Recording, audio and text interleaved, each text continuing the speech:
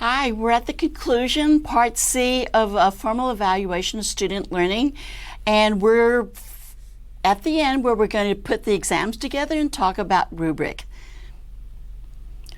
I know, here's that framework again, but I really want to reinforce the connection of the learning goals and the feedback and assessment, because this is a critical part of making a fair, valid, reliable exam. Now, why are we keep talking about this over and over? Well, because we hear these kind of comments like this, which are valid comments. And so it's very easy to say, you know, my students, if only they studied harder or earlier or better, if they had really listened to me during class and I said, this is really important for you to learn. Well, we really shouldn't blame the students entirely. And what we should do is probably look at ourselves and seeing, are we part of that issue? Are we contributing to this confusion or why this kind of feedback is occurring? So let's go back and look at our learning objectives. We're going to focus on the last three, which is to link the stated learning goals. We're going to reinforce that even more. You're going to start writing your own exam for both diagnostic, that means to uncover, to figure out what's happening, how well and not so well, and also to create a rubric for fair grading. And when we're talking about effective fair test, we're only going to be looking at the traditional methods of subjective and objective exams. Okay, there's going to be 3 steps that we're going to talk about to creating this fair, reliable, valid exam that you're going to do. First step, always, to look at the learning objectives, Bloom's taxonomy, you know, and we're going to connect it to our subjective and objective ones. And you're going, okay, I get it, Cheelan, but let me tell you a story. As you know, in my work here at the university, I work with faculty all across campus, and we're always talking about all the ways in which to make sure that it's going well. And one of the big things is about making an exam. And so it's time to make an exam, and imagine that you are the faculty member I'm working with, and you go, you know, I don't want to ask them for a definition on an exam. Really, that is just too low. I want to know, do they really understand it? Do they grasp it? How deeply? And you know what? If there's a new situation, can they transfer this content over to that new scenario? So you write an exam like that pops them up a little higher. And then I said, but wait, did you do this in your class session? Did you provide opportunities for them to practice this at the higher levels? Then no, you can't write this. And you go, yeah, but they're good students, they can do this. And I'm going, let me tell you another story. Here, imagine this. I asked you to be my coach. I just really want to be healthy. So you write a training schedule for me to gradually working up to walking 5K. And then you say, one day, you know what, tomorrow, I really want to know if you have mastered this training schedule. So I'm putting you in a marathon race.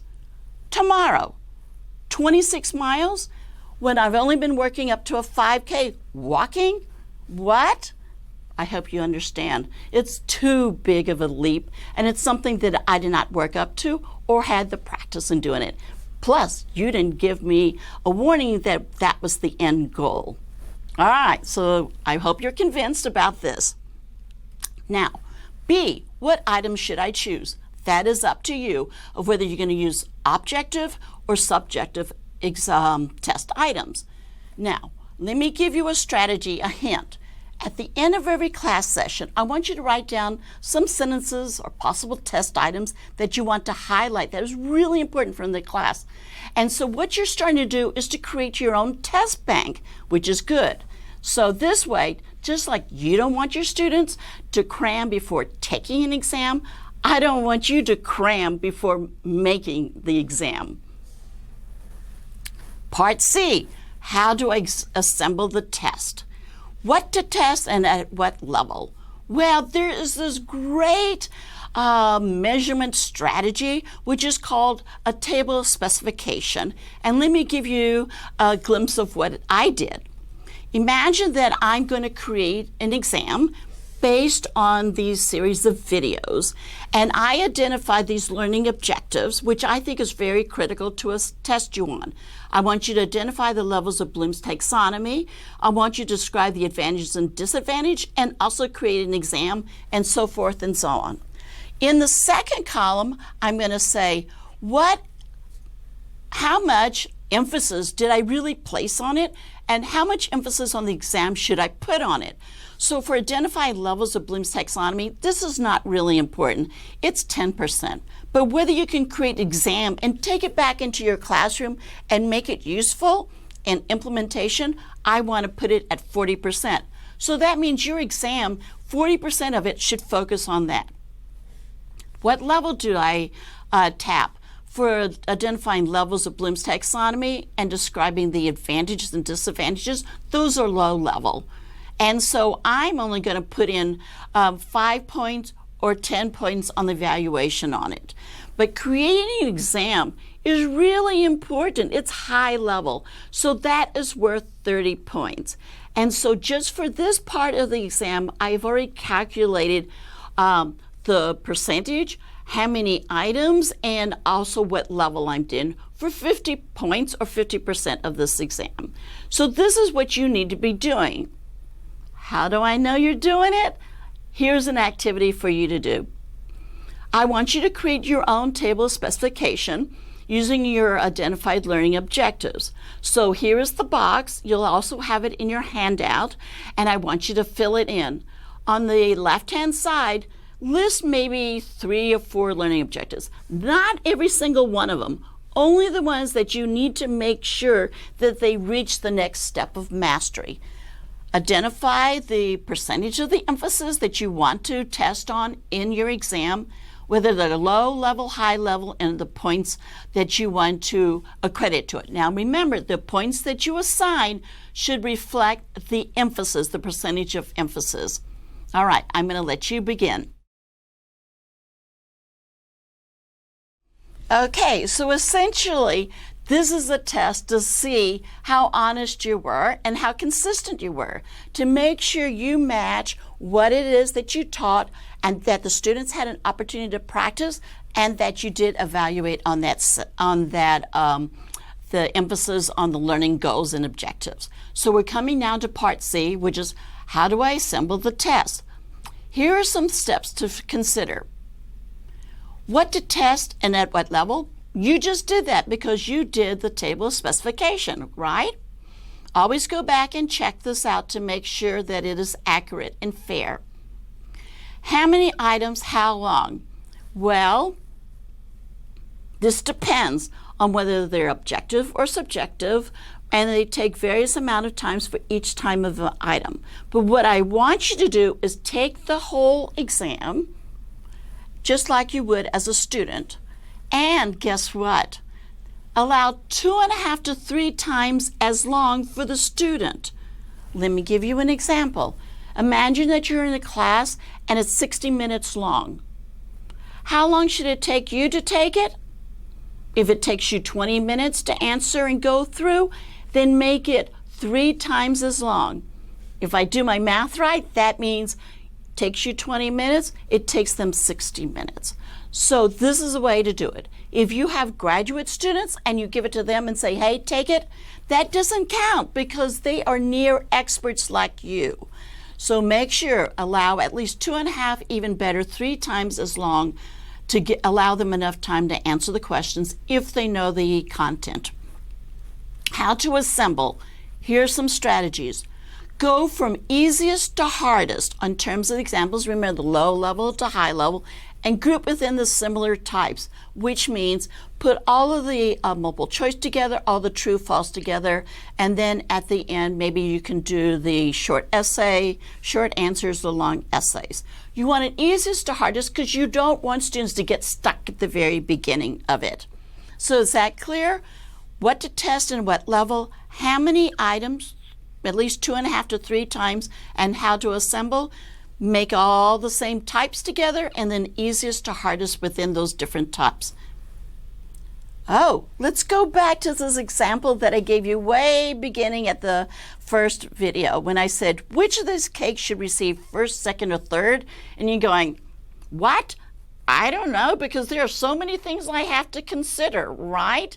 And so what would be a good practice if you were a judge at a baking contest?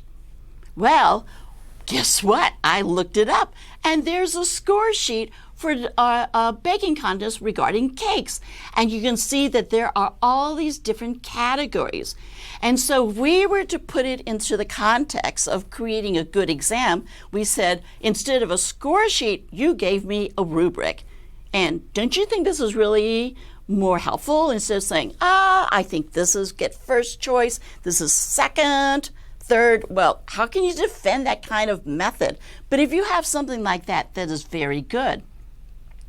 So let's learn what this is about a rubric. And I know that there's some faculty who's saying, I'm not going to give a rubric. And you're going, what? Let me let you read that. Little comic relief. But really, there's a little bit of honesty to it. Really, you don't want to share a rubric with them? You don't want to share with your students what an excellent product should be and how to improve? Okay, did I convince you? A rubric is a good thing for you to do, and a rubric is a good thing to share with your students ahead of doing this exam or doing a project or large product at the end. So let me give you a definition of what a rubric is. It shows how learners will be assessed and are graded. It's an ordered set of categories in the rubric, and it also has qualities of processes by which you can assign a particular value. Now, this is a lot of words, so let me show you by example.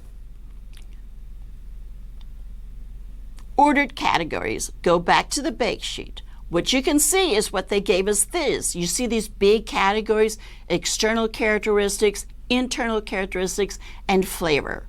And then they broke it down into subcategories. So for the rubric, they did give us categories of this and the subcategories. For external, the shape, surface, and volume.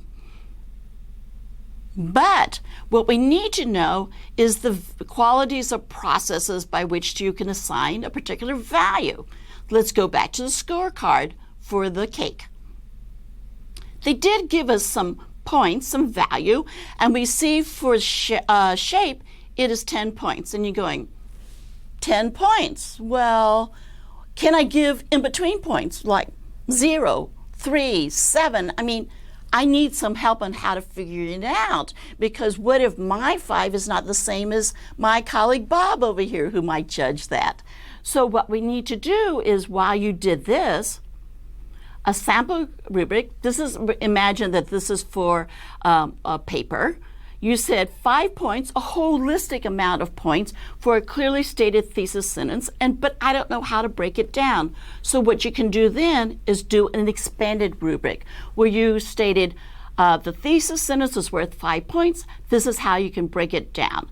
And this is very helpful for you in terms of your grading. And you know what? In terms of when the student goes, can you tell me how I got this? Well, you say you got a 4 points because it wasn't maintained throughout the essay regarding the thesis sentence. And so this is very helpful for you. I'm not going to go through all the different types of rubrics because there's going to be in your handout, and you can select some that work for you. Or now, because you just watched this video and did many activities, you'll be able to create your own rubric that fits your learning goals on there. So let me give you a little bit more. You have to give feedback on it. And when you give feedback and when you grade, you give them feedback on what is correct, incorrect, and also what is correct. And so what you do is you use the rubric and the values, but also your writing on it. Written feedback is those are the only 2 things that you can put in a grade. The next one is always very helpful. How to improve and say you're doing really good, or focus a little bit more time on this aspects. So that kind of feedback does not go into the grade. Remember, the grade is based purely on the achievement of what we see. You use those because that is what a part of being a good teacher. So we're now at the end.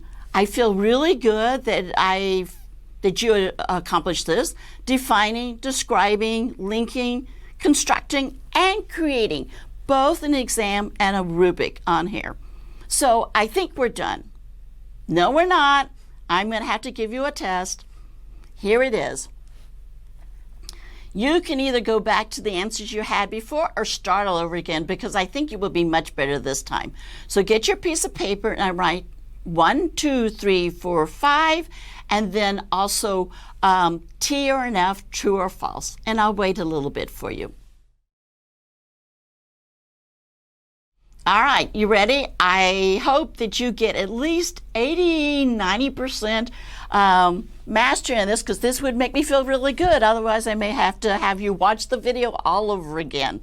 So, essay items are easier to construct than objective items. The answer is true, they are, because you don't have to write these perfect stems and distractors for the objective kind of exams. Can exams teach a person how to write? No, it cannot. More and more practice does not teach them how to write, but they do reinforce how important it is to have the ability to communicate and how to write and speak. Third one, more content be covered by an essay exam than an objective exam? That's false, because they're very focused on there and you follow along. Number 4, objective items include multiple choice, true, false, and short answer. It is false. Short answer does not fall in that. Short answer goes under subjective type of examples. Number 5, you should remember this simply because of recency effect. We just talked about that. Do you multiply the amount of time you give the students by 1.5 times based on the time it takes you to complete the exam? No. What is the answer? 2.5 to 3 times. So don't tell me how you did. I'm just going to be hopeful that you reached at least 80–90%, maybe 100% mastery. So this concludes our session on formal evaluation of student learning.